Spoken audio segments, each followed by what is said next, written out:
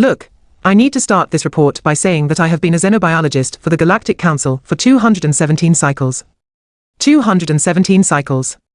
I have catalogued over 4,000 species across 600 planets, and never have I encountered anything quite as baffling, infuriating, and downright terrifying as humans. My name is Velka, and I work in the Department of Planetary Assessment and Species Relocation.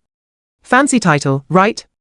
What it really means is that when the Council needs to get rid of problematic species without looking like the bad guys they call us, we find them a nice, quiet death trap and let nature take its course. Which brings me to planet Kragath 9. Kragath 9 is what we in the scientific community call an absolute nightmare. Temperature swings from -80 to +70 degrees within a single rotation. Gravity is 1.6 times standard, enough to crush most species' internal organs within weeks. The atmosphere contains sulfur compounds that would dissolve your breathing apparatus. Oh, and did I mention the wildlife? 12-meter-tall apex predators with acidic saliva and a taste for anything that moves. Perfect place to dump the humans, we thought. Let me back up. The humans had become a problem. They had been discovered on their little blue world about 50 cycles ago, and the Council made the colossal mistake of inviting them into galactic society. At first, everything seemed fine. They were primitive, sure, but eager to learn. They signed the treaties, followed the protocols, attended the boring committee meetings. Model citizens, then the incident started. First, there was the accidental modification of a protected stellar nursery. The humans claimed they were just testing some propulsion ideas. The stellar nursery became 17% more efficient. 17%. Do you know how many astrophysicists had nervous breakdowns trying to figure out how they did it? Then came the Talaxian trade dispute. The Talaxians, bless their three hearts, thought they could bully Earth into accepting unfavorable terms. The humans responded by cornering the market on rare earth elements, then proceeding to synthesize them in a laboratory. A laboratory. It took the Talaxians 6 generations to develop their mining operations, and humans just whipped up the same materials in 18 months. But the final straw, the absolute final straw, was when they accidentally proved that our supposedly unbreakable quantum encryption was, in fact, very breakable. They did it to win a bet. A bet. The Council was terrified, though they would never admit it publicly. So they came up with a plan. A colony ship, they said. A chance for humans to prove themselves on a challenging world. Pioneer spirit and all that nonsense. They selected 200 volunteers, loaded them onto a ship, and pointed them toward Kragath 9. We gave them 3 months, maybe 4 if they were incredibly lucky and incredibly stubborn. Then we could declare the experiment a tragic failure, hold a beautiful memorial service, and never think about humans again. I was assigned to monitor the situation. Just observe, file reports, and wait for the inevitable. Week 1 arrived, and I tuned into the communication frequencies, expecting to hear panic, desperation, maybe some crying. Instead, I got this. Base Camp Alpha to Orbital Station, we have successfully established primary shelter. Gravity is rough, not gonna lie, but Marcus figured out that if we do these resistance exercises twice daily, we adapt pretty quickly. Also, the local predators. Delicious. Tastes like a cross between chicken and crab. Sending up samples if you want to try. I blinked all 3 of my eyes. Delicious. Week 2 brought more confusion. Base Camp Alpha to Orbital Station, the sulfur compounds in the atmosphere are actually super useful. We have set up a chemical processing plant. Preliminary tests show we can synthesize 17 different industrial compounds. Patent applications pending. Also, Linda says hi. She tamed one of those big predators. Named him Fluffy. He is a good boy. Tamed. They tamed a Kragath predator. Those things had killed entire survey teams. By week 4, I had stopped eating. I just stared at my monitor in horror as the reports came in. Weather is still crazy, but we have built these modular shelters that adapt to temperature changes. They are actually more efficient than our Earth designs. Might revolutionize architecture. Also, we have started mapping mineral deposits. This place is loaded with valuable stuff. The sulfur alone could power our operations for decades. I filed my report to the Council, keeping my tone professional, but internally, I was screaming. The Council responded with bureaucratic efficiency, which is to say they ignored me completely. 3 months passed, and I finally got approval to conduct a site visit. I packed my environmental suit, triple-checked my emergency beacon, and took a shuttle down to the surface. The moment I stepped out, I nearly had a cardiac episode. They had built a town. An actual, functioning town with organized streets, power generation, water treatment facilities, and what appeared to be a recreational park. In the middle of the park, one of those massive Kragath predators lounged under a shade structure, while human children played nearby. A woman approached me, removing her minimal protective gear. Minimal. She was barely wearing anything compared to my full containment suit. You must be Velka, she said cheerfully. I'm Dakota, Colony Administrator. Welcome to New Haven. Sorry about the heat, but you get used to it. Come on, let me show you around. I followed her in a daze. The humans had not just survived. They had thrived. Every challenge that should have killed them had instead become an opportunity, the crushing gravity. They used it to develop stronger building materials and enhanced physical training programs, the toxic atmosphere. Chemical processing plants that generated 17 different revenue streams, the deadly predators. Extreme safari tourism, according to the brochure Dakota handed me. A brochure. We are expecting our first wave of tourists next month, Dakota explained as we walked past a construction site where humans were building something that looked suspiciously like a hotel. Turns out, adrenaline junkies from across the galaxy are willing to pay serious credits to hunt Kragath predators. Legally and sustainably, of course. We have strict population management protocols. I could only nod numbly. We entered what she called the community center, a large building filled with humans eating, laughing, and planning. A man with sun-darkened skin and a wild grin approached us. You must be the council observer, he said. Marcus Webb, chief engineer. You picked a great day to visit. We are about to test the new geothermal plant. Gonna tap into those volcanic vents that everyone said were too dangerous. Should quintuple our power output. Too dangerous, I repeated weakly. Right? That is what we thought too, but then Riley figured out this shielding technique, and boom. Problem solved. Dakota patted my shoulder sympathetically. I know it is a lot to take in. When they first dropped us here, we were pretty scared too. But then we figured, well, we are here now, might as well make the best of it. Make the best of it. They made the best of it. That evening, Dakota invited me to what they called a community dinner. I sat at a long table, surrounded by humans, who chatted about their day like they were discussing pleasant weather instead of surviving on a death world. A young man named Jules passed me something on a plate. Try the Kragath steak. We marinate it in local herbs. The sulfur compounds actually enhance the flavor. I stared at the meat. This creature had dissolved 3 of my research team members on a previous expedition. Now it was dinner. Go on, urged an older woman named Patricia. We do not bite. Well, not unless you ask nicely.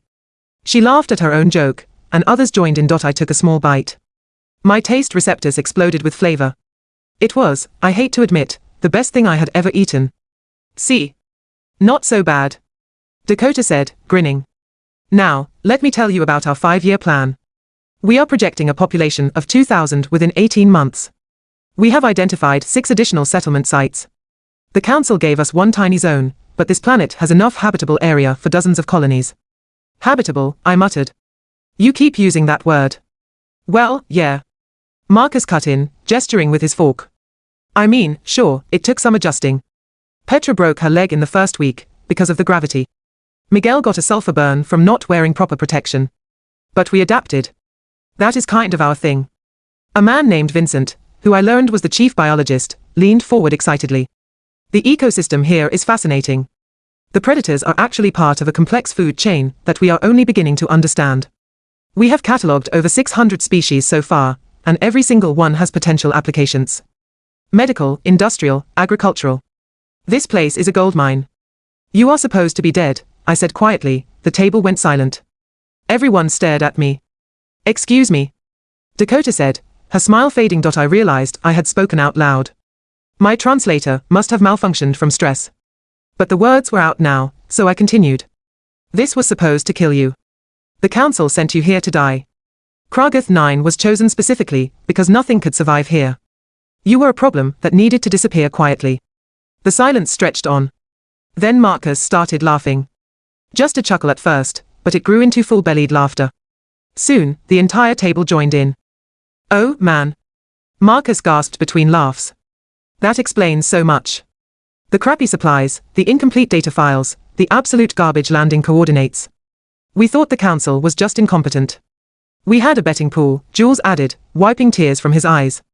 Half of us thought it was bureaucratic failure, the other half thought it was malicious intent. Guess the second group wins. Dakota shook her head, but she was smiling again. Velka, let me tell you something about humans. Our entire history is about surviving places we should not survive. We evolved on a planet that tried very hard to kill us for millions of years. Ice ages, volcanic eruptions, predators, diseases, droughts, floods.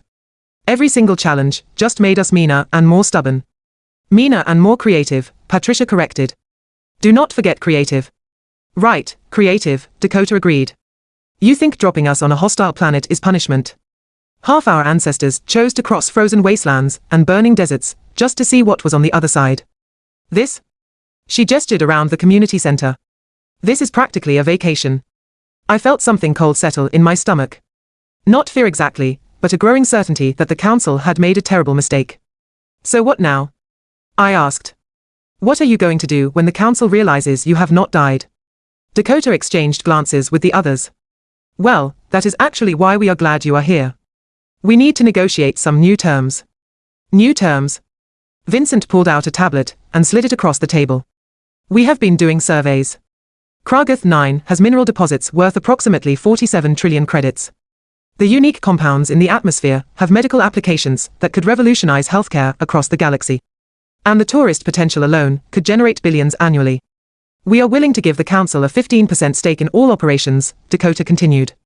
In exchange, we want full planetary governance rights, trade agreements, and a formal apology would be nice, but not required. 15%. I sputtered. This is a council-designated world. Was a council-designated world, Marcus corrected. You abandoned it. We claimed it. Finders keepers, losers weepers. Pretty sure that is in the Galactic Settlement Charter, Section 42, Paragraph 7. He was right. I had helped write that section. The council will never accept these terms, I said weakly.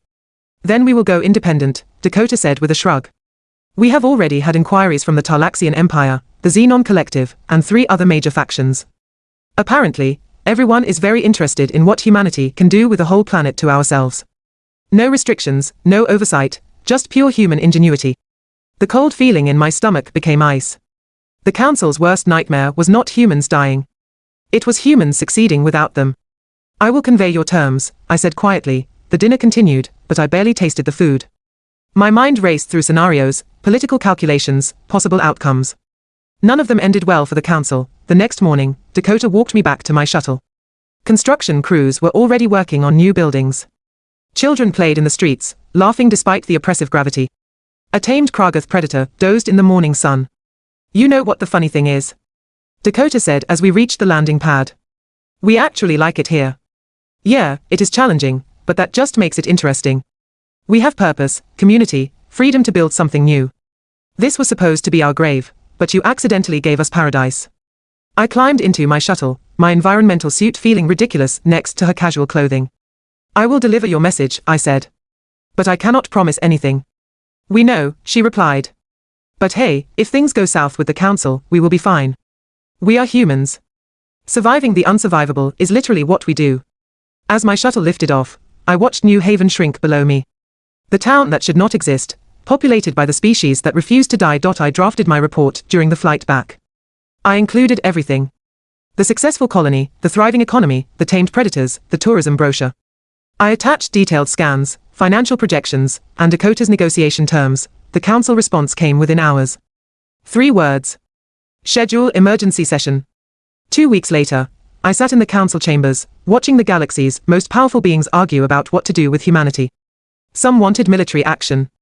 Others advocated for immediate acceptance of the terms. A few suggested we just ignore the whole situation and hope it went away. The High Chancellor, an ancient being whose species had ruled for millennia, finally called for silence. We intended to eliminate a threat, she said, her voice carrying through the chamber. Instead, we have created something far more dangerous. A successful human colony, independent and thriving. If word spreads, if other species see what they have accomplished, it will inspire rebellion across the galaxy, someone muttered. Or innovation, another voice countered. Perhaps we have been too comfortable, too stagnant. Maybe we need humans to shake things up. The debate raged for hours. Finally, the High Chancellor raised her hand. We vote. Accept their terms, or declare them outlaws and face the consequences. The vote was closer than I expected. But in the end, pragmatism won over pride. 3 months later, I returned to Kragath 9, now officially renamed Haven's Edge by its human inhabitants. I carried the signed agreements, trade contracts, and yes, a formal apology from the council. Dakota met me at the new spaceport. A spaceport.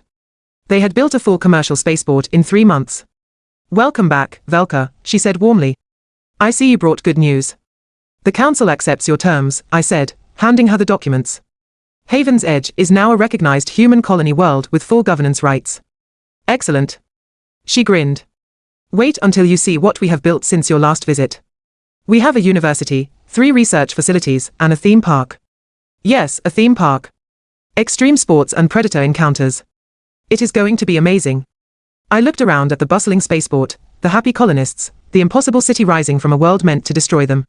You know, I said slowly, in my report, I recommended that the Council never, ever underestimate humanity again. Good advice, Dakota agreed. We are full of surprises. That is what terrifies me. She laughed and slapped my back hard enough to rattle my exoskeleton. Come on, let me buy you lunch. We have got this new fusion cuisine restaurant. Kragath meat with traditional Earth spices. You are going to love it. As I followed her into the city, I realized something profound. The Council had not just failed to kill humanity. They had given them exactly what they needed. A challenge, a purpose, and the freedom to become something greater. We had tried to write their ending. Instead, they wrote a beginning, and somewhere in the cosmos, I suspect the universe itself was laughing at us all.